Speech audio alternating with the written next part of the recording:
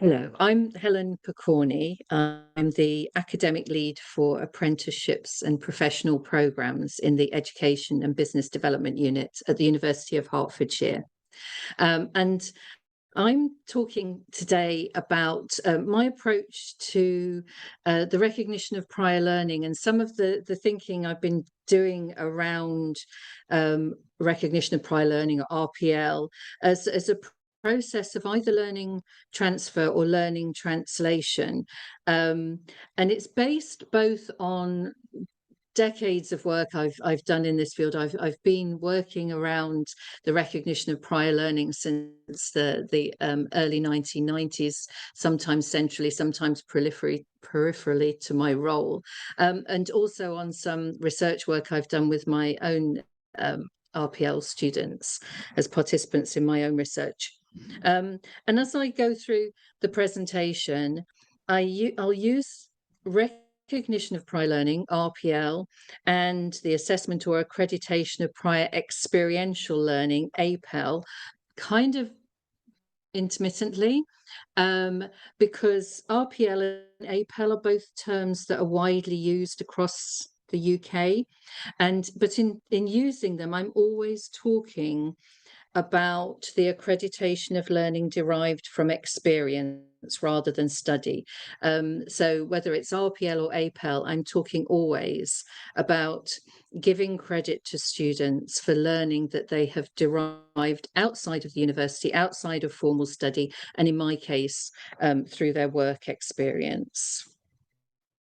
So I work for the University of Hertfordshire, and through a joint venture the University of Hertfordshire have had with an FE college, we developed a number of programs of part-time study for students in work. And this initiative was a response to the dramatic decline there's been in part-time student numbers, particularly at undergraduate level, since there were changes in funding, and it's become more difficult for students to fund and more expensive for students to fund part-time education. So there's been this dramatic drop in student numbers across the UK and especially in England, and lots of research reports cataloguing this and talking about the impact this has on widening participation, reskilling, productivity, and economic growth, and so on and so forth.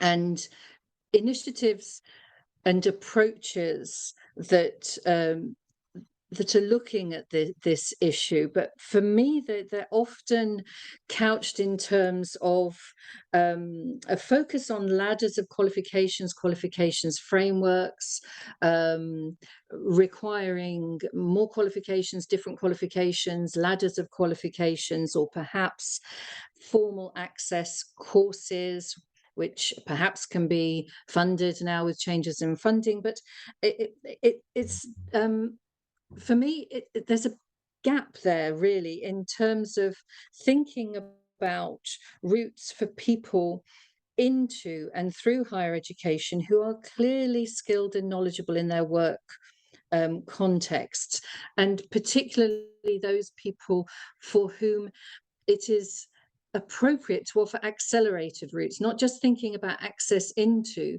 but accelerating their progression through higher education by using their prior learning that they've gained through work as accredited learning to accelerate their studies and therefore shorten the time, shorten the cost for study. So that for me, there's an approach here that you really don't see picked up in policy and practice documents. And it's something that's, I understand that practice across the sector has been very marginal over the past few decades, partly because of the bad press that APEL has had. The view that APEL requires this micro mapping of experiences, that it's a very dull, complicated process, very isolating for students, very time consuming, very difficult for assessors to mark or judge, and burdensome for both students and assessors, that it hasn't been funded through the student loan system. And yet this focus on funding is also, I think, pushing us to rethink RPL and APEL, because for those of us who are involved in degree apprenticeship programs, we very much have to think about the prior learning that apprentices bring with them to the program, because the Education and Skills Funding Agency are very clear they will not fund learning that isn't new to the apprentice. So we have to start thinking about RPL and APEL, and perhaps thinking about it more pragmatically than in the past. Most universities across the UK will have policy and regulation in place, if albeit not much practice. So most universities will have some statements like this one, which I just Googled, and it's from the University of Manchester. And they say similar things about the accreditation of prior learning being a matter of academic judgment. What we're looking for is prior learning that is broadly equivalent to learning that would otherwise have been taught on programs, that applications should be written, and that they should be accompanied by documentary evidence, and this is whatever is suitable evidence with respect to experiential learning, or if it's prior study, then transcripts. This notion of broad equivalence is usually couched in terms of equivalence level, relevance, currency, and volume. So then the policy and the regulation is there, albeit that the practice hasn't been there. And I think sometimes we have struggled as practitioners to conceptualize recognition of prior learning in ways that are helpful to us and to students. And we've adopted frameworks from work-based learning. We use a lot of references to Kolb's learning cycle, which looks very relevant to assessing experiential learning. This idea that the student starts with a concrete experience, they reflect on it, they abstract from it, and then they tell us what they would do differently next time if they tried it out. What have you learned? How have you changed? But it's kind of there in the describing. There's a bit of a gap then between what are we asking for here? The new learning, that kind of nice model for work-based learning, learning from practice, learning from professional practice, and actually what we're really trying to do, which is to get to the learning in practice. So lots of literature in the work-based learning field around situated learning, around sort of work of Leven Wenger and Engerstrom and Shatsky about practice learning. Really what we want to help students to do is to get to the situated, the embodied, the learning in the practice, and models like Kolb's reflexive learning cycle aren't always helpful in doing that. And I've become very interested in work that's come out of South Africa, in particular the work of Linda Cooper, Alan Rouse, and Judy Harris, and they're thinking about RPL not simply as an assessment process, give me your assessment, give me your narrative, give me your evidence, but as a pedagogy, a specialized pedagogy, in which we're thinking about how we're navigating these knowledge boundaries and the recognition across different contexts. We clearly have an academic educational context and a work context, and they're interested in the pedagogies that help us to navigate these knowledge boundaries, and not just thinking about the process as one of assessment, being given something to assess. And their aim is to look at the inner workings and the artistry of RPL practices across different sites. and bring these together and to share them and to open them up. And I think it's wonderful to peep inside other people's practice. So what I will do today is share some of my own practice, not as a model, but just as something offered as a way of doing APEL that might connect with some ideas that other people have. One of the things that's really driven my own practice is thinking that came out of working with my own APEL participants, people whom I had been helping to gain credit. They were academics, university academics looking for credit against a teaching and learning qualification.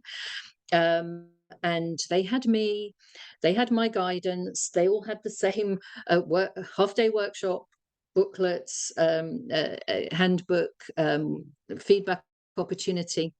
And sometimes they would sail away with it, fine, come to the session, and then provide me with the portfolio, the online portfolio with some evidence, and get it. And other people wouldn't, and would need more feedback and more support. And it wasn't a disciplinary thing. It wasn't that scientists can't write reflectively and social scientists can, equally, there was something happening in terms of how they were approaching the process that I was interested in. So what I have learned has come from listening to my own participants. And when I listened to them and looked at the data, and I applied something called actor network theory to the data analysis, what I saw was these different ways of problematizing or approaching APEL or RPL, and they broadly fitted into these two categories of translation of learning or transfer of learning. So, and they connect to perhaps also to the world of APEL and how we think about learning. So clearly, particularly in the vocational field, there are some skills and some knowledge that are clearly visible and observable and can be seen in products and practices. We can observe somebody doing a hairdressing qualification, washing hair. We can look at a product, a mechanical product. We can look at a piece of software. We can interrogate that. So some learning, particularly those vocational learnings that have clear products and practices, and the RPL processes are very common in that world across the globe. I realize that. You're really looking just to authenticate that learning. Let me have a look at it. And authenticate it as the type of learning that we're looking for. And I call that transfer of learning. And that to me seems quite straightforward.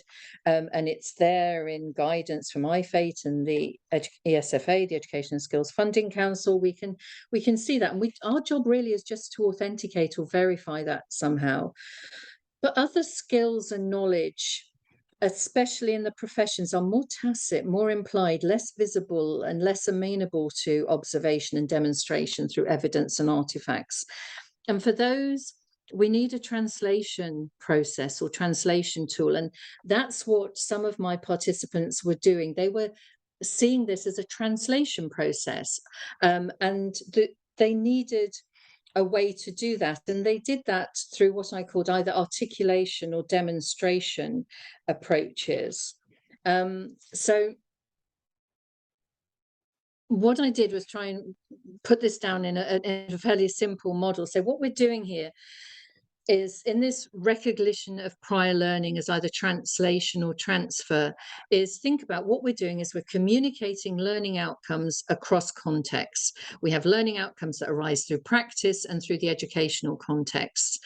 And some of those need to be translated and articulated. And the way in which participants did that was using mediating concepts that we have that can be recognizable in both contexts. So they can say, well, where do I do that? You want to know about that? Where do I do it?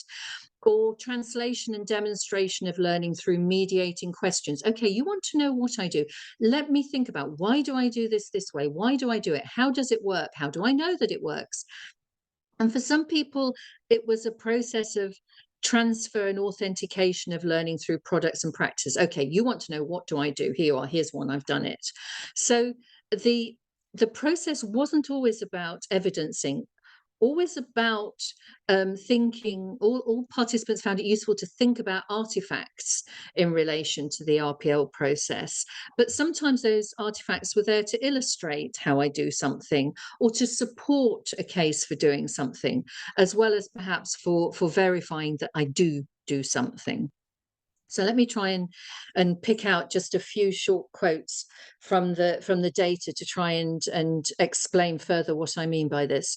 So some participants would say the concept. So if we were talking about the concept of assessment as learning, as feed forward, and concepts that we use in educational terminology, they say, oh, okay, yeah, that helped me to understand what it is you're asking for, so I can have my aha moment.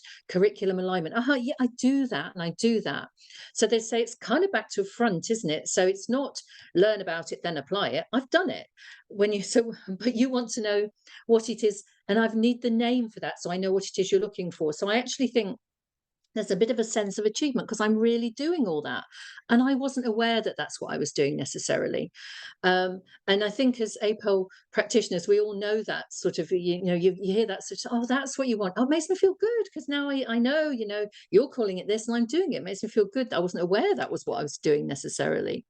And for some of them, it was more of a demonstration process, not connecting to concepts, but thinking deeply about questioning their practice. And for some people, that meant they had the set of lecture slides in front of them. So they would say, the lecture slides don't mean anything to anybody who's not in that lecture theatre. But for me, it meant that I could think about it deeply. Why do they look like that? How did it work? And how do I know that it worked? And why did I put that exercise in there? What was I trying to do? So having done it, and interrogated my own practice, it was quite good because it showed you know more than you thought you did.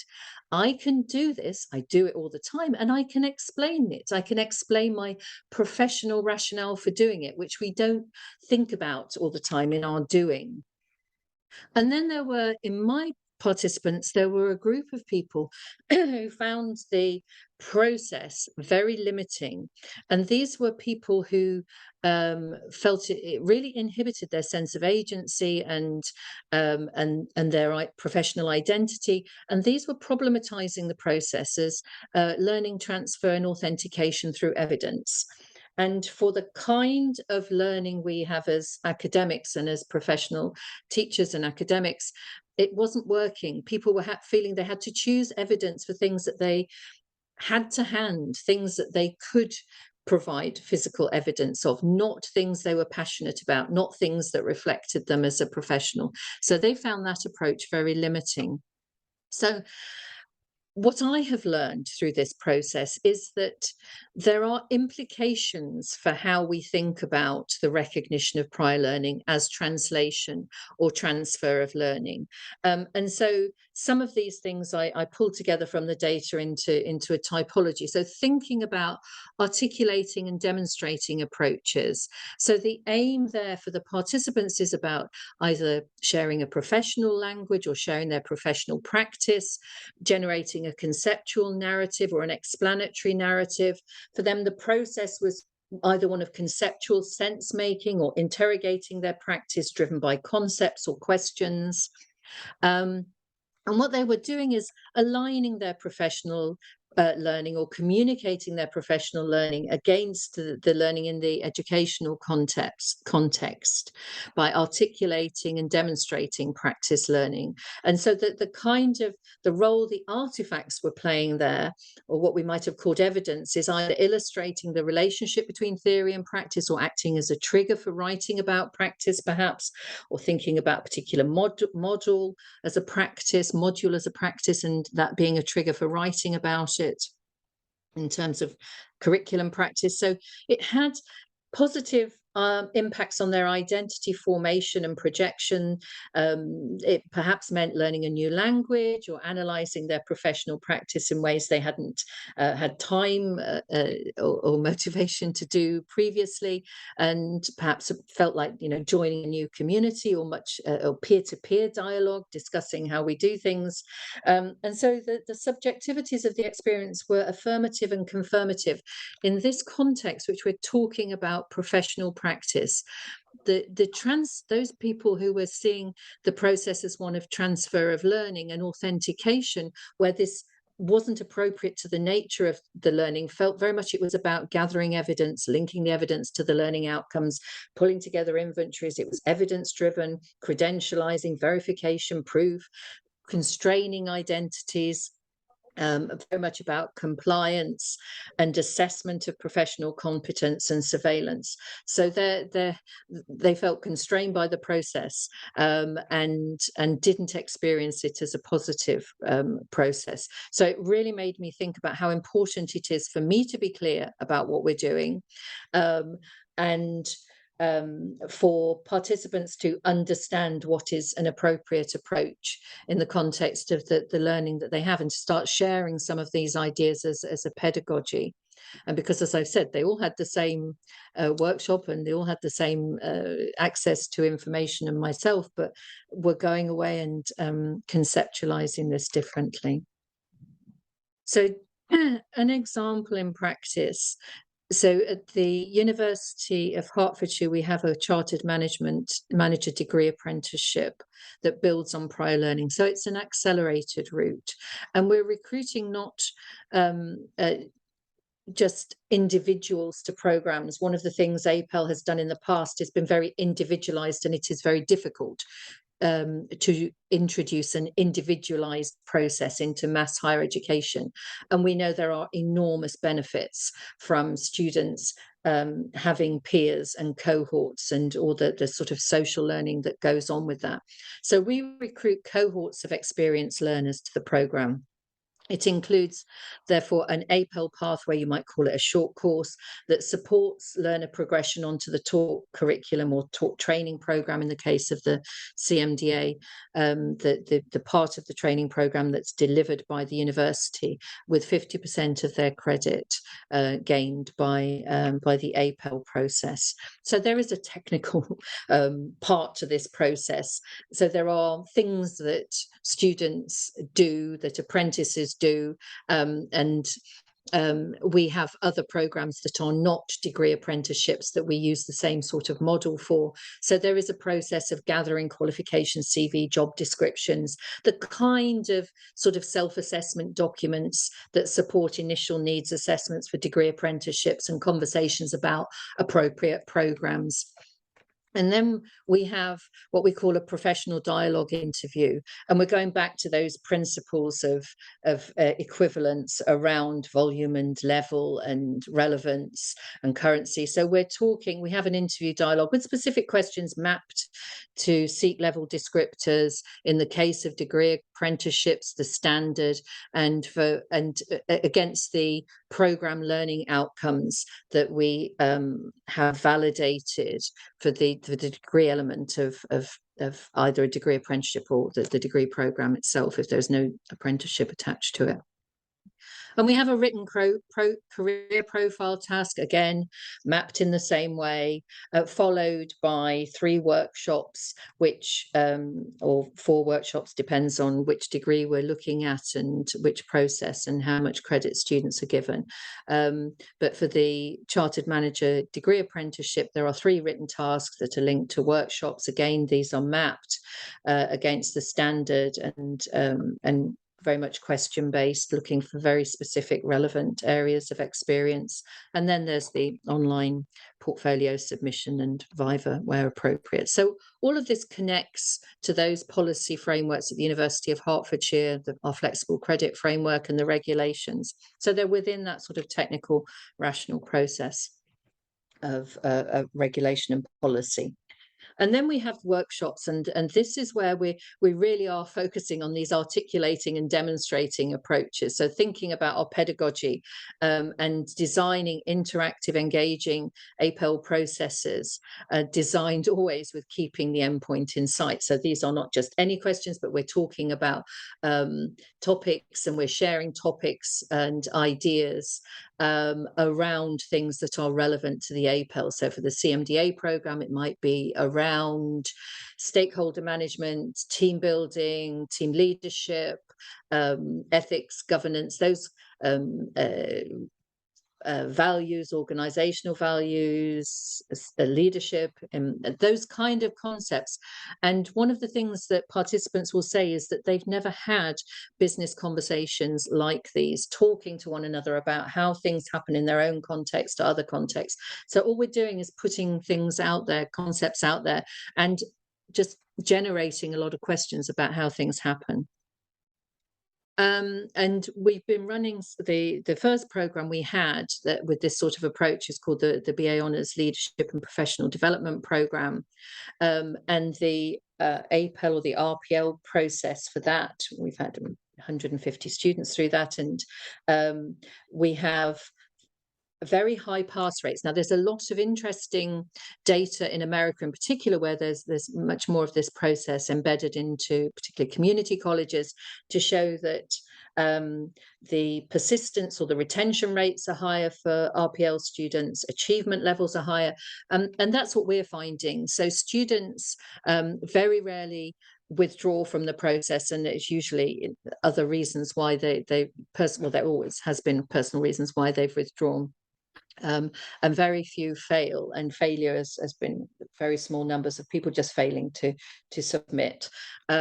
So we have very high success rates in terms of passing the APEL process, or the short course, if you want to call it that, and very high achievement rates. So thinking about the degree outcomes as the achievement rates on the BA Leadership and Professional Development program, degree program, where the majority of students are getting a first or an upper second, and on our chartered manager degree apprenticeship to date, we've had 2 cohorts. I think all bar 2 apprentices have got a first, and I think all bar 2 have got distinctions in their endpoint assessment. So we're confident about our process. And I think that's important. I think as practitioners, we need to keep generating evidence that shows this works, because, that bad press we have, it's understandable. Nobody wants to let students down. Nobody wants to put students through a demoralizing process that ends in rejection in terms of the credit. So I think it's really helpful to think about our pedagogy, think more widely about the process, rather than as one of yes you can or no you can't, yes you have it, no you don't assessment. And I think positioning RPL or APL as a specialized pedagogy rather than solely as an assessment process, as Linda Cooper, Alan Rouse and Judy Harris are doing, is really valuable. And thinking about the different types of learning from work, whether they, whether these things are observable, demonstrable skills and knowledge, or if these things are more tacit and implied, is important. Thinking about the types of learning, and therefore recognizing the differences between prior learning as translation and transfer, and the implications of that for policy and practice, and thinking about principles for design. So our principles tend to be at regulatory level, and I think it's useful to think about principles for design, like thinking about things, such as the idea of translation or transfer. What principles are we using here? And not to be prescriptive about that, and to consider RPL or APEL as part of curriculum design and acceleration, not always seeing it as an individualized process. There will always be a role for that, but thinking about what do we know if we look at a curriculum, what can we say that we know that somebody who is clearly got to a particular level in their organization, in their career, what sort of experiences will we have that we can design a curriculum around and accelerate them through. And I think in relation to degree apprenticeships in particular, that it would be really useful for organisations, be they universities or bodies like IFATE or the ESFA, to think about the implications of the nature of the RPL process, and the implications of integrating academic training credit into the training program, because increasingly I think universities are realizing that the way, a good way to design, perhaps it didn't happen the first time around, but the good way to design your degree apprenticeship is to use the standard to frame the learning outcomes of the module. So you're both meeting the standard and giving the academic credit around the same learning outcomes. And that obviously has implications for recognition, practice, and accreditation. So I think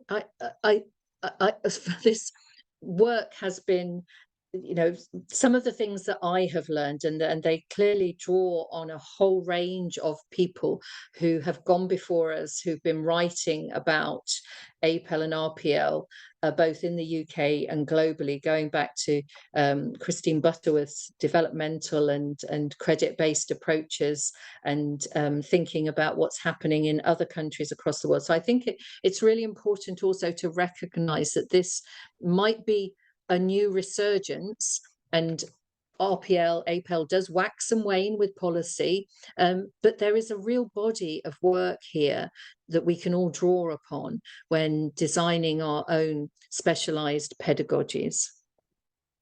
And these are some of the references that I've used today. Thank you.